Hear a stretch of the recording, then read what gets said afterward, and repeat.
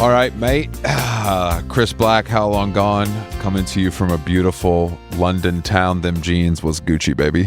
Bro, forgot you were in London until right now. I'm just in Glendale. Got my Vans on and my Hanover green shorts. Let's go. Just trying to figure out how to take a selfie in them for your social media Thank content. you. I appreciate that. I'm glad you like the shorts. It means a lot to me when my actual friends purchase and wear the items that I produce. I didn't say I like them. I said I'm pump the brakes. No one said like. Once I sized down to a 00 and I finally start to understand the cut and the feel of kind of the way they drape on my body. But no, I had an XL. I moved down to an L. And yeah. We found your truly fit. Perfect. We found your fit. All right, good. Mm-hmm. What color? You got green? I went for the hunter green. I like Nice, the back pocket with a little cell phone pocket in the back of the basketball shorts is a nice detail. And they have a nice heavy weight, but they sit very comfortably on the body the way like a gi would fit on Jonah Hill's body or something. It's just I was about to say a second skin in the octagon. I was about to say if you still think you're talking to the fat Chris Black from Edwards Middle School, I'll annihilate your ass. Just don't forget it, bro. Look, don't say the A word. I see where Jonah is coming from, but even I know, as a sober person who doesn't do jiu-jitsu, one of the few left on earth, I will say that hold the line, brother. There's something, from what I understand about the martial arts, the whole practice is that you don't say shit like "I will annihilate." The whole thing is like you only use this if you're put in a position where you have to. You know what I mean? Yes. Okay. I wanted to make sure. Especially the calm art of Brazilian Jiu-Jitsu, which has a real trapdoor spider kind of energy. Don't start none, won't be none. If you fall into my trap, I will break your arm in 8 places kind of thing. But you would never go around picking a fight looking for trouble. Yeah, because I roll around, with guys who roll around. Yeah, I roll around with homies at Wii Spa or whatever, but not in the octagon. Different angle. Got it. Yeah. But I do think that Jonah, a little less ruka, a little more sucka. Exactly. The other word that ends in A that deals with Brazilian Jiu-Jitsu. As much as I would like to get cauliflower ear, like I said, I've resisted it. Much like the long distance, cycling. Imagine how much pussy we'd be getting if we had a little baby cauliflower, a little Romesco ear. If I had my born and raised gi on, but I think that Jonah, as we advocate for him a lot on this podcast because of his skill as an actor, and I think he is unfortunately, as he dips his toe back into public life after some mishaps, I think he's falling victim to the relentless cycle of promotion that we also talk about on this podcast. Yeah. If he's forced to talk, and like at a certain point you're going to say something people don't like. Any of it could happen to any of us. It happens to me every week. Yeah. Like how could it not happen to him, The problem is you're on stage with the crowd. You are in the bosom of the Smartless crew, so good luck not spilling your guts around them. Yeah, and it is a little bit of a testament to how disarming and good at interviewing fellow A-list celebrity comedic actors. That is their sweet spot. So they do have a value, and I understand why they make so much money. But when you're on stage and you got Will Arnett egging you on, the crowd's eating it up, and you are an ex-fat guy who's sort of searching for attenzione, like we all are. No shade to the J-Man. But you get up on that stage and people are hooting and hollering, and you start your McGregor starts to come out a little bit. You start acting up. It feels like, and I know he's not even on coke. That's the other thing. This feels like I'll fucking drop all the lots of you. But I don't know what. Okay, so this was at a live Smartless. But the problem is, like, because you go around and you've got the people like the Conor McGregors or whoever who are used to, their chassis is used to that kind of engine inside of them, so they don't walk around saying, like, the problem is when you get somebody, you get the Ford Fiesta body with the Lamborghini engine now, and then you start saying things like, "I will end you," and then everyone's like, "Bro, what?" Like not one of our greatest comedic actors threatening violence. It just doesn't. It's not. I will, like, if somebody's like, "I will literally annihilate you in a street fight," the whole block goes 100%. The choice of wording is interesting. Annihilate feels like something that is pulled out of a thesaurus. When the pressure can't hold, it starts to seep out the cracks. Was this at a live Smartless, like a ticketed event? I didn't even know that's where it went down, to be honest. I don't know. I want to say it was like at a Spider-Man premiere. They just did like a side room that ended up blowing up because the Smartless guys are so big. I don't know. It had like a Comic-Con feel to it. I don't know. Very possible. Well, I didn't see that part of it anywhere, which is good for the Smartless team. You know, they're not catching any strays here, even though they always deserve it. No, I'm coming around to yeah, I don't know. I think it was a live Smartless, and it's funny because you got Jonah here, and he's talking about annihilating people with some Row loafers on next to a giant bowl of Skinny Pop t-shirts rolled up with bags of Skinny Pop popcorn. And I'm like, dude, that's cool as hell. What's going on here? You guys all have way too many tens of millions of dollars to be doing this, but... Well, that's what I wonder if you're... I would be doing the same. 100%. If you're at the Smartless level, I wonder... you walk out and you're like, oh, fuck, there's a giant Skinny Pop thing next to me. Yeah, whatever, you know. Do you think that they're at a point, though, because of their immense wealth and success, that maybe even when they're looking at the ticket price, they're like, should we just give this shit away?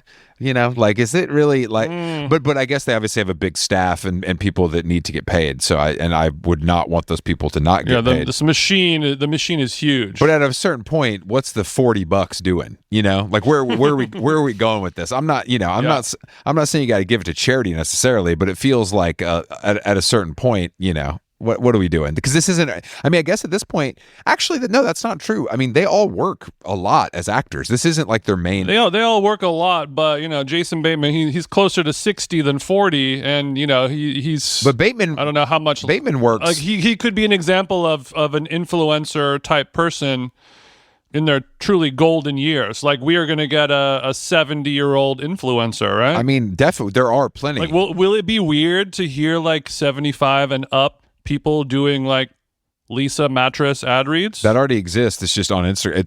The amount of like old women, bro. You know, you got 80-year-old motherfuckers doing ad. You've seen this before? I've seen not that specifically, but there are several older women influencers that like look amazing and they're 70 and they have huge followings online, and it's like pretty charming because they sort of, I mean, obviously it gets to a point. She got a rollie-on from the Korean skincare bag. But it gets to a certain point where like, oh, now you're not like, this isn't like dumb luck. Now it's professional, and the charm sort of fades away. Mm-hmm. You know, the first 100,000 followers, it's great, and then it gets to a point where it's like, all right, I don't know what we're doing anymore. This feels a little bit like a job now. Yeah, that's right, a fun job. Yeah, so what is going on? Yeah, I was just walking Bean around. You know, when you see people leaving like piles of shit when they're moving out, you see it in New York all the time, obviously, right? That's all it is. Some rugs leaning over. There was like a lady who took some rugs that were drying on a little bar. Did you see that in New York? Because they thought it was trash. Is that what happened? Yeah, it was like a museum or a gallery or something. And they had a bunch of rugs that they cleaned and were drying out on a thing, and it was like $12,000 worth of rugs. And some woman was like, "Oh, sick rugs," and just took them all. But anyway, I was walking Bean, and there was the normal pile of shit. Somebody just moved out a refrigerator, some weird furniture and stuff. First time I've ever seen this box of wine, used wine, just giving the wine away. And I was thinking, imagine if you were like 13 years old, riding your BMXs around with your friends, and you just see a cardboard box full of bottles of alcohol. It almost feels like a danger to leave this out. I would love to enjoy a warm Sancerre. So that sounds, yeah, I see what you mean. But I've never seen a box of used wine that had never been open. It feels like a trap where Chris Hansen's going to pop out as soon as you grab a bottle of it. Well, you're saying these bottles were open. This wasn't some corked. No. They were closed, but they had the air or the essence of use because it was in a box on the, sitting on the dirt next to the SpongeBob. But you would assume these wines are no longer, for a connoisseur like yourself, someone who has they're corked. Okay. Yeah, the Whispering Angel is beyond. As a card-carrying member of the Bar Secco Wine Club, I know that you would never. I just never see. I've seen somebody give everything away. I've never seen anyone give alcohol away. No. Cool. No, I've never seen that either. Is that a recession D indicator. I mean, that's cool. I think to be like, I'm not going to haul this shit around, especially if it's maybe your tastes have changed. Maybe it was all orange wine and now that's not in vogue.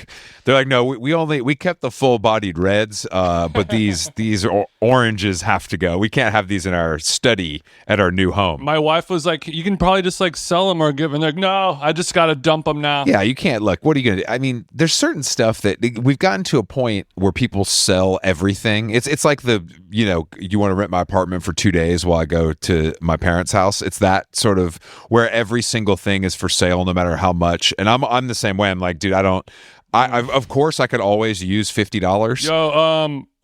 Yo, you're cutting out. I don't really hear you anymore. Really? We're back. Sorry, I can't catch a break. Home, away, it doesn't matter which field I'm playing on. The Wi-Fi still won't cooperate with me. Somebody get this guy a Starlink, okay? He's on the go. What's the deal with Starlink? Do you have any information? I would like more information on the Starlink. I know you're not selling it necessarily, but I feel like you've done more research than me on this topic. I have done no research. I just Googled Starlink costs dependent on your choice of equipment service plan. Service is starting at $55. Hardware kits ranging from $2 to $350. Or a $10 a month hardware rental fee. So yeah, it looks like a mini kit is $200. Is this politically bad for me though? $55 a month. Is this politically bad for me or is it fine? I don't think it's politically. Wow, when you go to Starlink mini kit, the top 3 resellers: Bass Pro Shops, Home Depot, and Cabela's. Wow. I guess you want it when you're out fishing. Grid motherfuckers. Yeah. Well, yeah, when you need the. But I've heard a few, like Alex and Emma took United back from Aspen, and they were like, it's because United has Starlink on on a lot of the planes now, and they said it was unbelievable. It was comparable to being at the office. Yeah. That's how good the Wi-Fi is. Well, I mean, it's interesting because my Wi-Fi router system probably costs $200, and I spend $90 a month for my Wi-Fi, and Starlink is cheaper by half. Great. And better? Maybe better. I don't know. Well, apparently better. Damn, that's big. Shit. All right. Well, fuck it, bro. I'm in. I bought my Starlink before Elon went crazy. Yeah, that's what I was like. Do I have to put a sticker on my computer that says that, even though nobody knows I'm using Starlink? I'm gonna put a sticker on my new mansion that says my SpaceX IPO'd after Elon went crazy. I'll put that on my $20 million yacht. I didn't know. I just didn't know it was that of it. It felt like something. It felt like a self-driving car thing where it's like sort of I didn't know you could actually get it. I guess I wasn't aware of its availability at this stage. I think it's just starting out, and people are installing them into their trucks as well. I've seen it. They have like a Ford F-350 Starlink mount, which sort of cancels out any masculinity you had by getting what is the point? What do you need powerful Wi-Fi? So you and all of the foremen on your ranch can stream all of their shows while they're driving to Duncan. I don't know. I was going to get a coffee and I realized I hadn't watched the new Mary Beth Barone yet, so I kind of fired it up in the 350 on the way and had some laughs while I was going to get a latte. This worked out great. Well, I got home 3 minutes faster when I got Barone playing. Foot on the gas, because baby. She gets me so pissed off. As a straight male comedian, she gets me pissed the fuck off. I'm flooring it. I'm mad as hell, and I'm not going to be silenced. Yeah, I did watch the Mary Beth special. I liked it more than I thought I was going to, based on the clips and little interview quotes and things I had read. I was scared that it was going to be like 100%. Man-hating kind of, No, it was good. I really ended up being very good. But there was a quote that she said, "No more straight male comedians for a couple of years. When a straight man is talking into a microphone, I'm physically incapable of listening unless that straight man is Seth Meyers," which this feels like a taste and a skill issue. Mary Beth, come on, you got it. You're better than that. No, I think it was. I don't know if this was a joke, but she was on Seth Meyers the next night. She was on Seth Meyers, so that could be a way of, which is pretty funny. It could be a way of her advertising that she is on Seth Meyers, which is a flex, but I don't know. I guess in terms of all the straight male comedians that she is actually friends with in real life, well, I think that's why it's something more interesting than Seth. Yeah, but it's not interesting. It's only funny, as I know from personal experience. It's only fun to make sweeping generalizations. You can't be like, she made the right choice. She's the one being interviewed about her Netflix special. Exactly. You can't.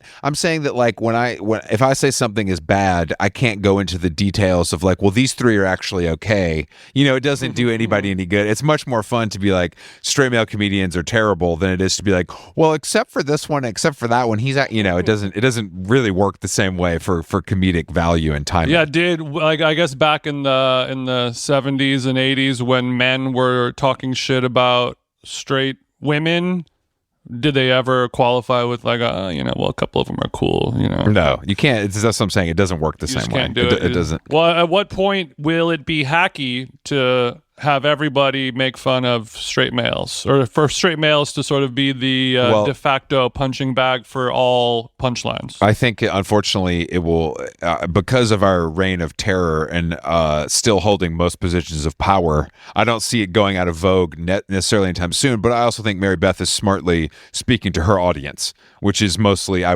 would guess, women and gay men. Yeah. So you're taking a stance. But I mean, that is true. I agree. I'm not saying it's not justified or there's no reason for it. It's more so like from a comedic standpoint, I think it's more likely that it will be deemed hacky, or people will just get tired of it and it be in search of new people, to spit their venom towards. And I think that'll hopefully shift. I don't watch enough comedy, thank God, to know if this is something that other female comedians are. I mean, maybe more just the overall society discourse in general. In the world. Just anyone, if somebody puts a mic in front of your mouth and you're recording to be on TikTok or Instagram Reels and you don't know what to do, straight men, am I right? They're the worst. I hate them. I want them to die. That's why I only watch the "is this guy gay or not" stuff. I don't bother myself with the straight. No, I mean, I think you're right. It feels like that is low hanging fruit. But again, if your audience responds to that,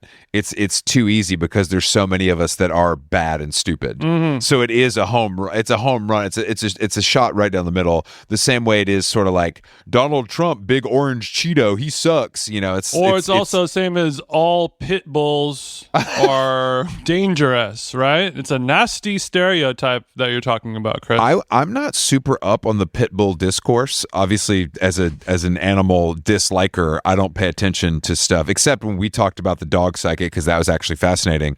But the pit bull discourse is that these dogs are sort of evil and they maim people, but we still have to rescue them because all dogs matter. Is that the sort of I don't understand. They're just considered mean and they do bad stuff. Is that fair? I would say so. We were talking about the Jon Bernthal quote about how when people hate pit bulls, that's dog racism.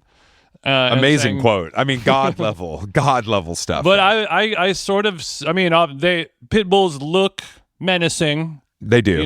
They have the power to kill. They are often, used in dog fighting. They have very powerful jaws and, are sort of bred to be. Thank you. Paws spelled P-A-W-S, of course. Sorry, that's why Mary Beth is able to say stuff like that, because I can't resist doing shit like that. So I'm proving her point. Nothing better than a perfectly placed pause. I said this at the barber shop yesterday. I bet you did. A safe space for men. Thank God those still exist. My barber, Kevin, we were talking about Adam Freeland in front of the show when he had RZA from Wu-Tang on his pod, and RZA was like, so I've been vegan for like 20 years, and Adam just goes, pause. And I was like that, and then RZA's like, "What the fuck did you do?" And then 5 minutes of rolling on the floor laughing vibes. Dude, when it's risky, but when that grenade hits, it hits very well. Okay, so we were talking about pit bulls. Do you think Jon? I think Jon is defending pit bulls because he himself obviously has had pit bulls his whole life, and there are so many. That's not where I think he's sort of in many ways a human pit bull. And he is. I think that is. He's not going to let you come for his type. Is what it feels like to me. Okay, so he feels dangerous. Lil Bow Wow. Correct me if I'm wrong. Let's do him, Lil Bow Wow, and Terrence Howard. they're all giving pit bull down, right? And don't the biggest pit bull in terms of face card. The biggest but you're talking about in many ways. I'm only talking face. You're saying in terms of spirit, drive. Yeah. You know, he's a fighter, can't be contained. Maybe he did a little time in the pen. You know what I'm saying, brother? Exactly. I think before he was sober, he might have even bit someone. Is what I'm trying to. I don't know that. For a fact. So I'm doing metaphorically, and you're doing more literally. Straight ahead, Pitbull. Yeah, I'm saying Terrence Howard and Lil Bow Wow. He probably bit a guy at some point in his life. Terrence Howard and Lil Bow Wow do look like pit bulls. I've never thought about that before. Mm-hmm. But also, my pit bull exposure mostly comes from Big Boy on Instagram because he's a pit dealer. He raises. I didn't know that. Yeah, Big Boy from Outkast. Big Boy from Outkast, not Big Boy in the Morning. Not Big Boy in the Morning. From gang, Power 106. Not gang member. Big Boy in the Morning. I'm talking about Big Boy from Outkast. Hey, the better all Cribs, Big Boy. Shut the fuck up right now, bro. Shut the fuck up. All Cribs, quiet down. He famously has like a robust pit bull business and loves the pit bulls and has a lot of cute pits on his IG. Yeah, which is very similar to like. I'm the guy who has 38 guns, and I respect guns so much, and they're so, powerful, and like I'm trying to teach gun education to the future, but also at the same time, you're a motherfucker who got 38 different guns, bro. Like, what's going on? And the same thing with the pit bulls. What's going on with you? Like, yes, you have all these amazing. Like, I'm sure all of Big Boy's pits are really sweet, amazing dogs, but I think it's a business venture. I think for him it's more of a like, okay, you have Wingstops. So you're saying he doesn't love those dogs, Chris? No, hey. Grow to hey. No. I'm not saying that. I think he's a wonderful father to his human and dog children. I would never go against the Dungeon family. You know that's in my blood. I don't have a chain or anything like that, but I respect them from my, from one ATLian to another. If somebody asked you to hold one for a while, you would totally do it. If Big Boy texted me and said, "Can you hold a pit for me? It's hot right now," I would hold his pit. I would hold a pit if I had to. For Big Boy, I wouldn't walk Bean if you gave me $1,000, but if Big Boy asked me to hold a pit, I would have to do it. Okay. So he said, all right, we got Miss Jackson the Third. What's his pit bull name? I don't know. So he's like, hey, bro, I need you to hold something that's hot right now for Stankonia. I would go down to it. I would foster a pit. Somebody posted Stankonia and turned it into an AI dog fighting flyer. And the police it's sort of like we're gonna get caught if we do it, so we just have to kind of lay low for I would do that for him out of just respect for what he's done for my city. I would do that. So you're not a weed holder, you're a pit holder. I would hold a pit. I would not hold a gun, no matter if the serial number was on it or not. I'm not stupid. Mm-hmm. But a dog, I feel like I could hold for a week until things calm down. And then we kind of, then he owes me one. Then I can finally get that verse I've been waiting on. But this is a dog that is bred to kill. So that's right. Do you think? But you know what, Jason? I think my lack of experience with dogs would charm even a killer pit. Okay. That's what I think. So you're a bit of an idiot savant when it comes to your dog training. I think the pit would realize how stupid I am, and out of not respect, I wouldn't say that, out of pure, like, I think they would do me a solid and not tear up any fucking Manolo Blahniks in my house. You know what I mean? Oh, wow. I think out of pity, no pun intended, they wouldn't eat my parents' couch or whatever if I was fostering in ATL. Yeah, I think that's the thing with pit bulls. You don't have to worry. They're not going to do some little bullshit like that, eat your couch or tear something up. Only a child. They're going to be amazing. And then until your neighbor's grandma, loses a crosses leg. The property line. That's the problem. Line. They snap into. So I think about I think about pit bulls like police officers. Okay. There are great examples of lots of good ones out there, but there are enough of them attack you to be wary of their presence at the very least. Which dog has a worse rep, Rottweiler or pit bull? Pit. Nobody has a worse rep than a pit, but a snarling Roddy. Oh, a strong second place. Okay, because those scare me more. I don't know why. I obviously have zero experience with either, but a Rottweiler, like a chained up Rottweiler junkyard dog style, is scary. Rottweiler looks like more of a killing machine than a pit bull. That's right. Pit bull's more like a garbage disposal.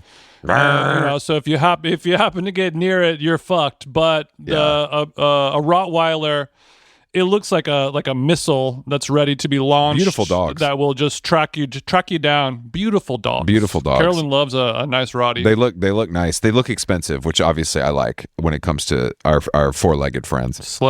Slay. Yeah. So pit bulls, kill them all. I was sitting next to. So I went for lunch. I woke up a little late today. Worked out. I went to lunch, and I was sitting next to. At Granger & Co. in Marylebone, which is where I can get eggs in London without any extra shit on it. People may make fun of me for this. I don't care.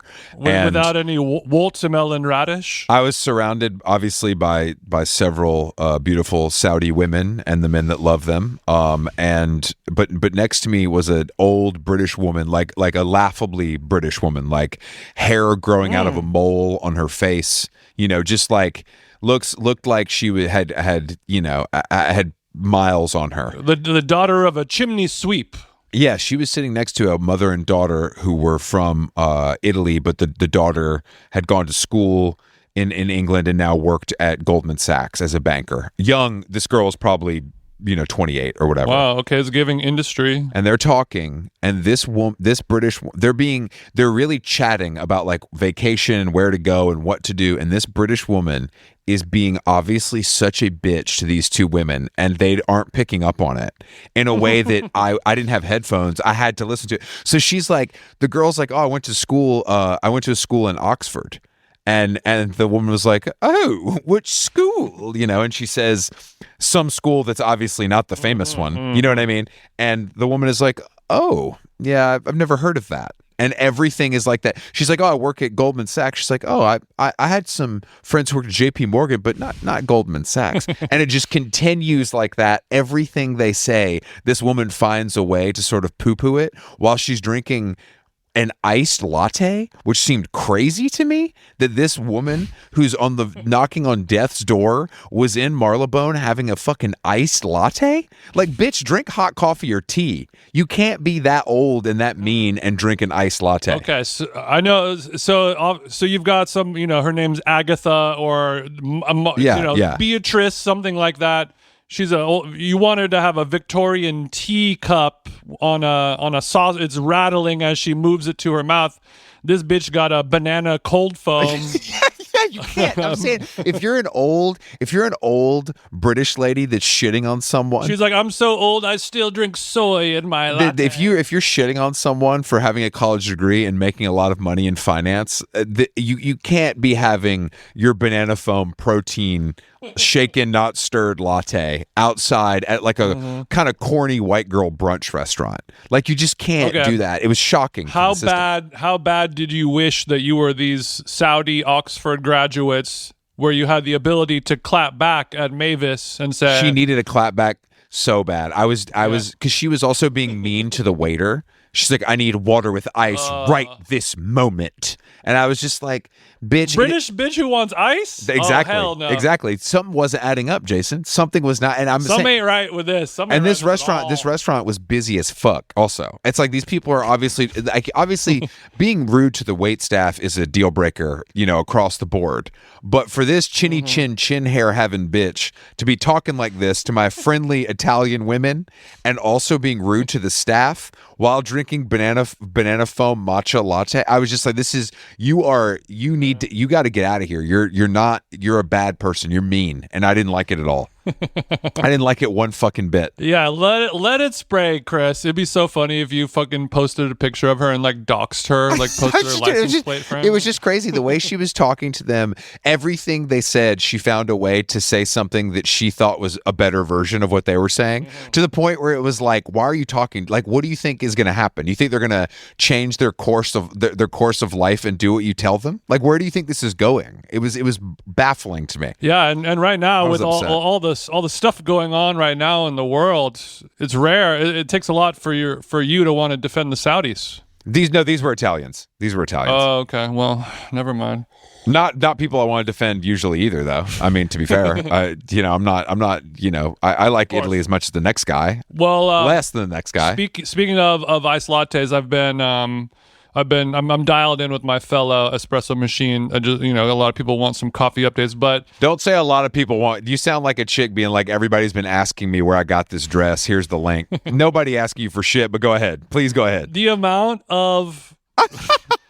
The amount of coffee fucking gooners in my DMs who are, what kind of grinder did you get? No, I know there's people. No, I know exactly what it is. Yeah, I did sound like Melanie from Gia right now. You guys are all asking me about where I got my bracelet from. But I will say in your defense, I know that there are several listeners of this podcast that want to correct anything that you or I have to say about coffee. So I take back. I do think they're trying to correct you in a negging tone. I do think that. Well, so I would like it's a negging tone because just like any type of dark path that you can go down as a male collector, like I got my first vintage 911 project car. I got this old, and then all the car people come out of the woodworks.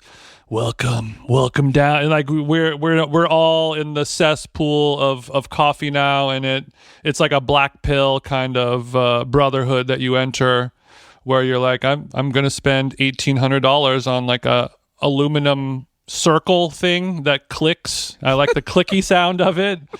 It agitates the pH level, whatever it is. But all that is to say, dude, oddly enough, I've found myself becoming an Americano enjoyer. I'm drinking Americanos. That's disgusting. Isn't that weird? This is the worst outcome that could possibly have come from this experiment. But what do you think it is? What do you think has turned you into the fake iced coffee lover? I think it's because the Americano, it's just making a cup of coffee with an espresso machine instead of a coffee maker or a pour over. You just add hot water to a shot of espresso. It ends up tasting kind of like coffee. It's typically more darker, kind of bittery vibes if it's an espresso.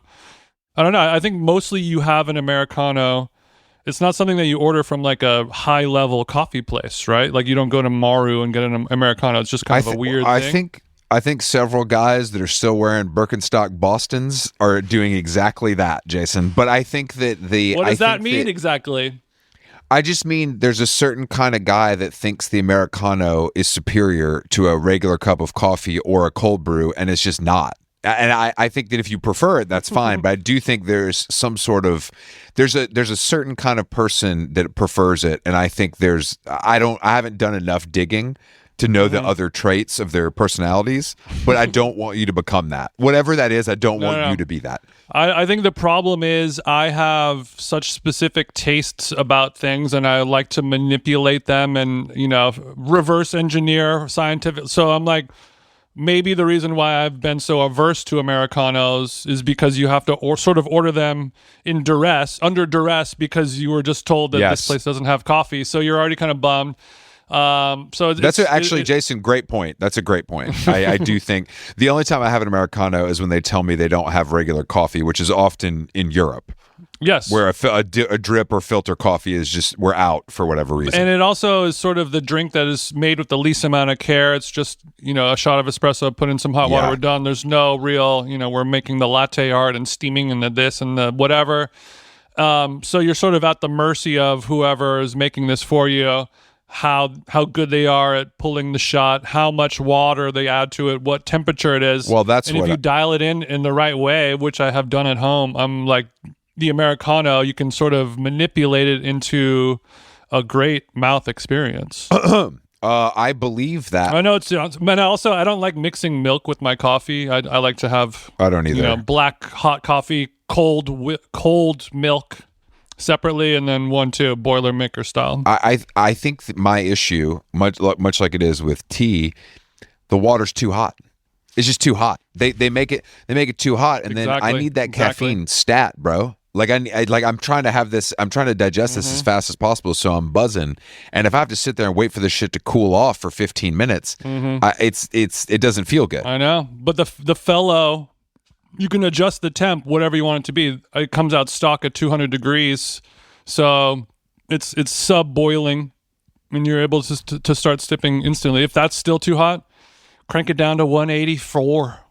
Feels good for you, right? This is a big development, though. I feel like this is something, because I feel like we really stood on business together on Americanos being trash. But that's why it's so noteworthy. I'm happy that you're pushing yourself and that you've discovered something new you like. I just I think once if I finally get around to using my coffee, I'll test the same theory. Because I do think that next time you come to LA, which will be soon, I think we are going to. Okay, we'll do a taste test. I'm gonna make you an Americano. Here's what we're gonna do. I'm gonna go to what's the coffee place near you that we go to? Commissary. I'm gonna go to Commissary, get an Americano. We're doing a 1-to-1. It's a con off. It's easy. It's a con off. It's a con off. We're conning off together. Well, it's funny you say this because I went to dinner with Plum and her daughter Ursula, who says hello.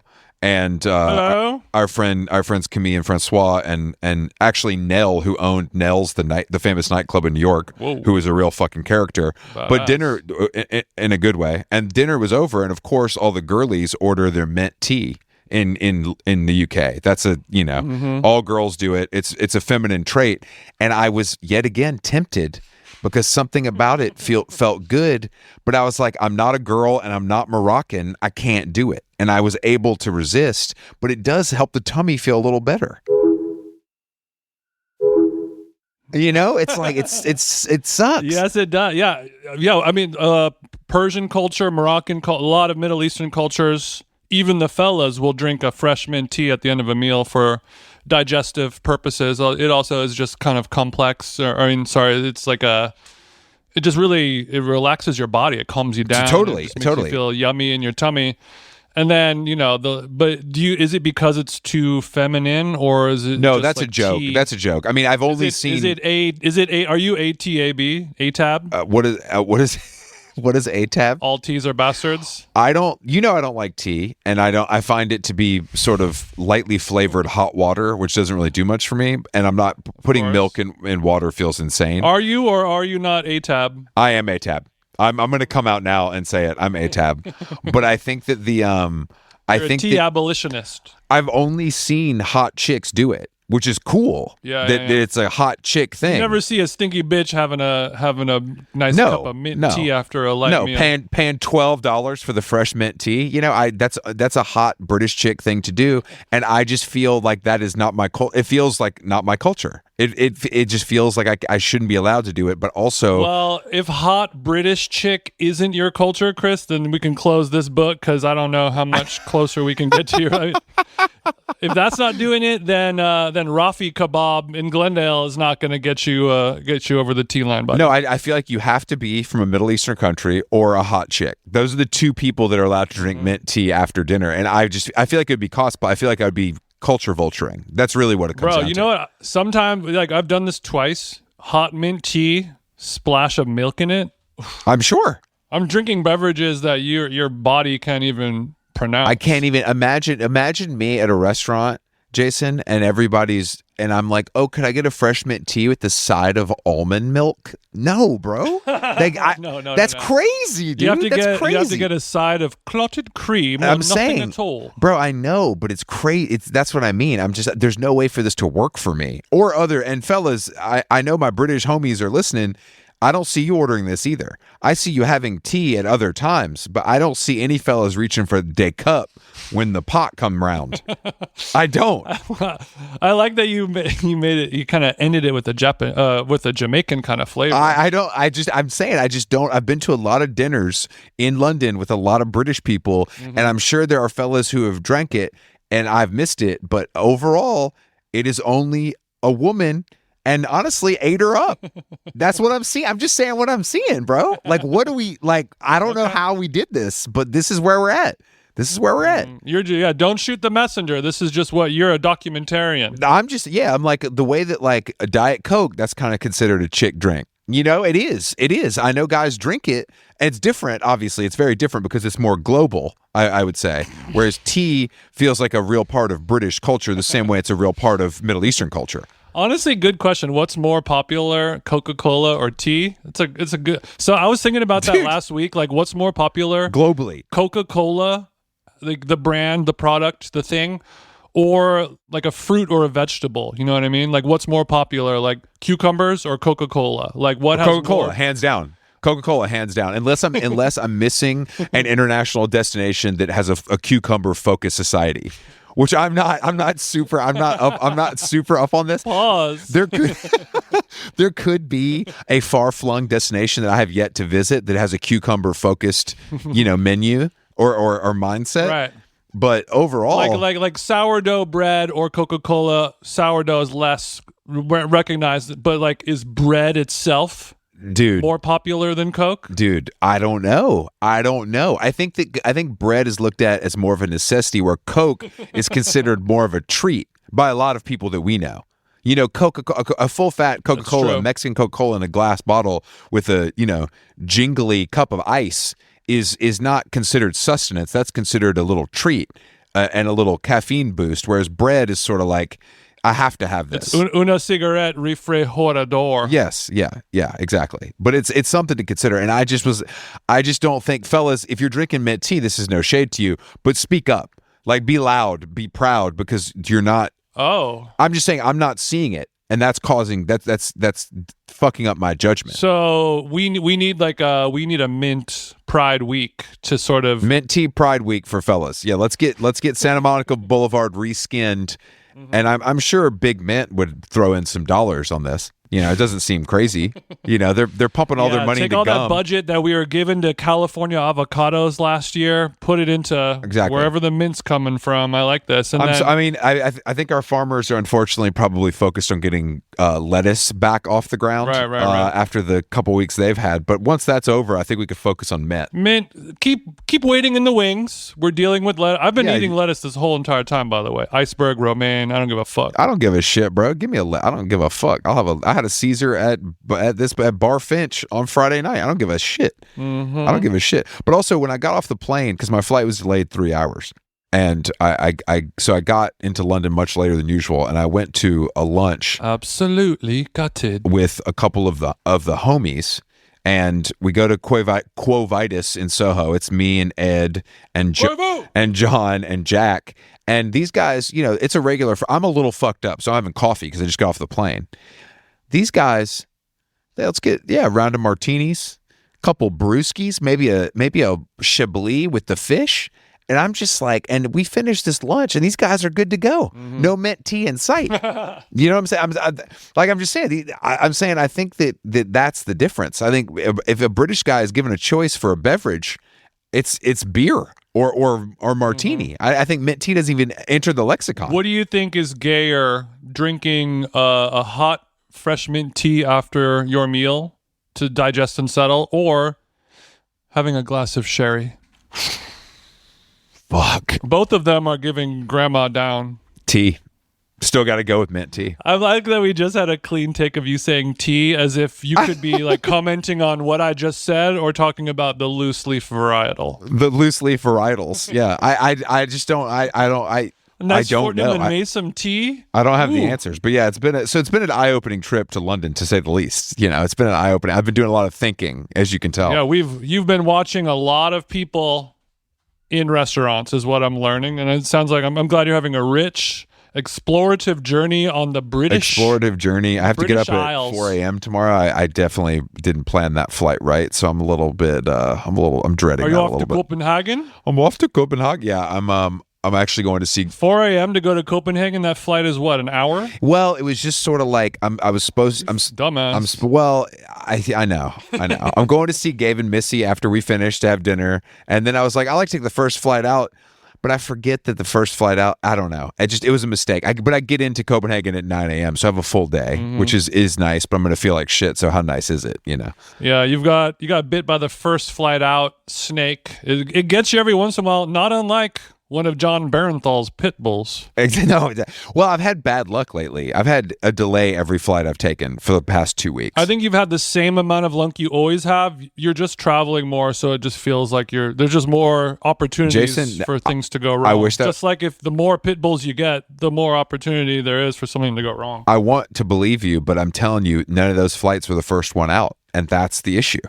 There's a through line, is what I'm trying to say. Okay, so you've had to go off your normal path, your normal game plan, and that's why inconsistencies are happening with your flights? I think so. I have no hard data here, but it does feel like kind of literally do, but you know. Yeah, I guess that's true. But you're gonna be fine. I'm jealous of you in Copenhagen for, you know, a small amount of reasons total, not many, but I do love eating that little that's bread. And I'm gonna touch down and for breakfast. Frederick opened a new restaurant called Daphne, I believe, so I'm gonna be there for the opening day, which is nice. So I'll get to go check that out. How long gone previous guest Frederick Billy Brahe? Yes, and I'm it looks nice as hell. I mean, they always do a good job, but I'm excited to try that. But yeah, I mean, otherwise, what do you think the new version of the giant butter pile sculpture thing is? Oh, who knows what that motherfucker's got in his back cargo pocket? You never, bro. You know that guy's dude. He's got like 4 or 5 kids.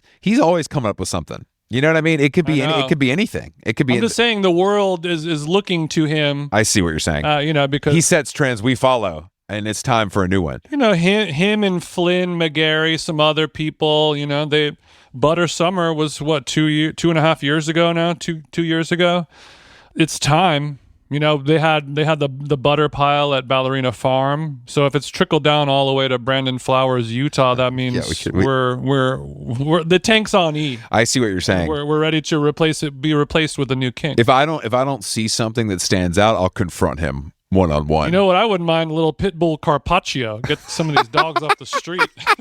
I think the laws are different in Denmark. You guys can do whatever, right? Yeah, who's biting who now? Yeah, that's some good protein up in here. The menu says pit bull carpaccio, and then it's just who's biting who now. Yeah. Don't go to the wrong side of Sicily. They got that on the menu too, brother. Before we start winding this down, I want to talk to you about your debut on stage as an improv comedian. Oh, my improv. We haven't talked about it. I know you previewed it because you were doing it with our friend Lily, and it was her one person show, and you agreed to this knowing what it was. Pretty much, yes. She said it was. I mean, it wasn't officially a 100% improv show. It was like a comedic variety show with some like a little stand-up, a little monologue. There was a sketch read. There was an interactive game involving projections, visuals, and then at the very end there was a group improv in the classical sense. Draw a name out of a hat written on. Wow! I mean, draw a character or something. Sometimes the character is like one of my characters was pool boy. So, you know, kind of like horny guy who cleans the pool. Too easy. But like for that particular horny guy who loves chores. Come on now. So that I got lucky, but one of them was like heirloom tomato. So like that one a little more difficult. You could do both of those. What the fuck? Okay, question. I know. Question.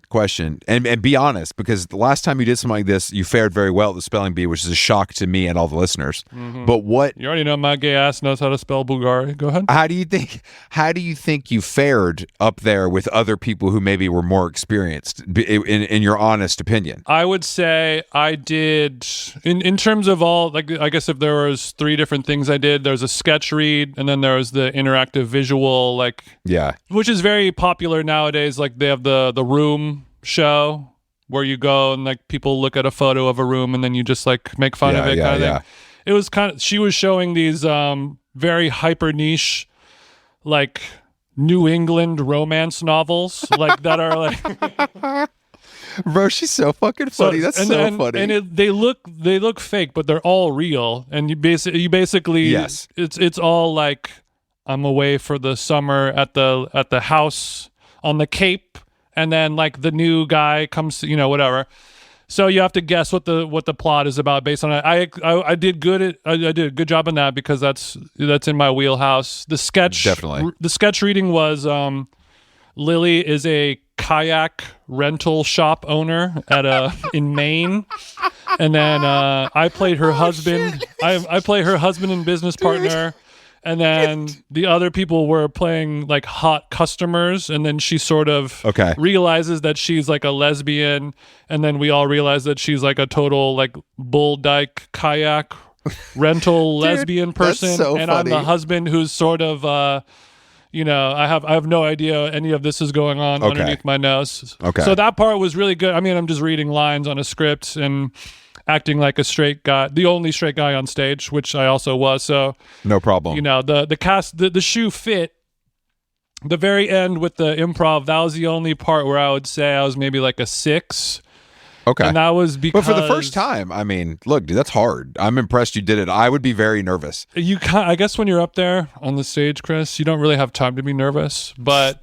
That's what my acting teacher tells me. my only... also, one of my other characters, I just remembered, Donna Karen's daughter, which apparently she owns a restaurant somewhere in New England. I don't know where. Rhode Island or Massachusetts or Maine or Vermont or something. So that was the implication, but I did not know any of that. So I was just like, I would. Oh wait, I know this restaurant. There's one in Sag Harbor, and it does have a nautical theme. Sag Harbor. It does have a nautical theme. So instead of coming at it from that perspective, I was coming at it from more of like a textile and couture kind of thing. So people would be arguing about some crazy thing, and I go up and touch someone's sleeve and be like, "Oh, what is this?" Okay. I see where. So okay. 6 out of 10, nothing fantastic. I would say my only problem, I've been on stage so many times in my life, so I'm more well equipped than the average bear. But I'm always not without those Techniques 1200s, big dog. That's the difference. Well, nowhere to hide. Well, you've got the techniques to hide behind. That's one. But we've also done a lot of live podcasts where we're sitting on stage. We're on these comfy chairs. We have a microphone. We have our water and or whatever, our notes, and you can kind of do stuff. But when you're on stage in a small improv theater, the way it's supposed to be done, there's no microphones, and you're using your voice and projecting. So I didn't know what to do with my hands. That was I was like on stage and I'm like, what does a pool boy do with their hands? I guess I'm sweeping the leaves. I don't know. You're trolling the water to get out the bugs. I'm sweeping the leaves while I'm saying like, does anybody want me to eat their pussy kind of thing or whatever? Yeah, sure. That is yeah, of course. Just that. I'm really dumb, but I'm good at it. I'm proud. Look, I'm proud that you did it and you took the leap because I would have been very nervous, and I think it's good for growth. This is not a joke. I think this is good for growth, and I think it's good for us, even in our older ages, to push ourselves into new territories. Like I would have done it like the same way I would have agreed to it and then not thought about it and then got there and been like, what the fuck have I agreed to? I'm very nervous, which I imagine is the boat that you were in. I imagine it was the salve that we need for Mary Beth Barone's world. It was a queer space welcoming a straight man into it, saying, hey, you're a spice that adds to this dish, not takes away. So it was a step in the right direction for equality. Equality. Thank you, Lily, for your bravery. But also, if everyone wants to talk shit about straight guys and make fun of them, put the clown in the room with us. Get the gloves out and start punching him. It's going to be more fun for everyone. Obviously, I could take it, right? I'm straight. I start cruding myself. Sometimes I can't take it. I reveal my sleeve to see thousands of small cuts on my arm. No, I'm glad you did it. I'm proud of you. Yeah. Thank you. I don't have plans to do it anytime ever again, but soon. I mean, I would do it, I would say like twice a year. And I don't know if I got anything out of it that much. I mean, I had so much fun doing it, and obviously it's fun to be on stage and have a room full of people laugh when you attempt to say something funny. That's all great and everything like that. But it wasn't like, the uptight businessman taking the improv class and finally coming out of my shell. I'm a middle-aged guy who says a bunch of dumb stuff and makes a fool out of himself every day. So yeah, it wasn't a stretch. I didn't have like a mental transformation or anything. I wouldn't expect that, but I think it nice is to sharpen the blade. I really do think it's good for to push ourselves. I don't do it enough. I would say that all of us could benefit from that. Yeah. It was funny. I was telling Carolyn about it and she was like, what is this? I don't get it. It's weird. And then when I broke down all like what I was telling you, like, and then, I'm the kayak rental thing and blah, blah. And then I told her about all this stuff and she's like, wow, that sounds amazing. That sounds really funny. Sounds great. Anyway, have fun. I'm going to go to bed and I will see you tomorrow. Yeah, that ain't something, because you don't want to see your husband or wife trying improv for the first time, and you don't want your husband or wife or somebody you're trying to suck on in the room while you're doing improv for the first time. the chances of that turning into an icky ick way too high. Oh, that's like top level. Even if it's not your first time, even if it's your like 30th time, you could still bomb atomically. When I see these stand-up guys doing, saying their wife's in the house, I'm like, dude, good for you, but let's see how long this lasts, because I forgot who was telling us. Was it Andy or some other comedians when they talk about like, and then like all of my wife's cousins from Wisconsin came in and they're all in the front row, and you're like, that sucks. That sucks. Yeah. What am I going to do? Yeah. I'm going to have to talk about, getting my dick sucked on the toilet or whatever I'm about to do 5 minutes of while my, the person who paid for my wedding is staring me down. Yeah. All right. One quick caper before we go. Joe Budden posted a story of himself checking into the Condé Nast building. And on this Saturday's episode of the Joe Budden podcast, there was a reporter in the room, and they joked that he was from NewJersey.com, which is really funny, but it's obviously a fine publication, to be clear. We have plenty of moles in the Condé Nast building and universe. I need to know who this long form Joe Budden story is coming from. Is it the New Yorker, which is the top? That's what I would like the most. Is it Vanity Fair? Is it GQ? Is it Bon Appetit? Is it Architectural? Who knows? But we need to get to the bottom of it. Well, one thing we do know, it's not Architectural Digest. I will put money on that one. And I projected, what if it's a Wired cover? Get our foot in the door at the Condé Tower, work our way up to that New Yorker profile. I really think this is the time. I haven't texted Patrick Radden Keefe to ask if he's working on this or not. I think it's probably not his beat necessarily, but I want to know ASAP who this is for, and hopefully when it's coming out. But just let me know. And XO Joe, if anyone out there knows who's working on this, wants to drop an anonymous, just put your signal at the hit me on Signal. Bang my Signal and let me know. Also, if you're in New York City, save the date, September 15th. We're gonna have an announcement soon, but we're cooking up something we're very excited about. A whole new tentacle on the How Long Gone octopus. Fashion Week is upon us, and also that week, maybe a few days before, might do a little DJ party with the 9 Orchard people. So we'll keep you posted on that as well. We'll keep you posted. Thank you guys for listening. HowLongGone.com. We got some wild pods next week if all goes according to plan. Oh yeah, a real 1-2 punch for us. So thank you for listening, and we'll talk to you then. Bye.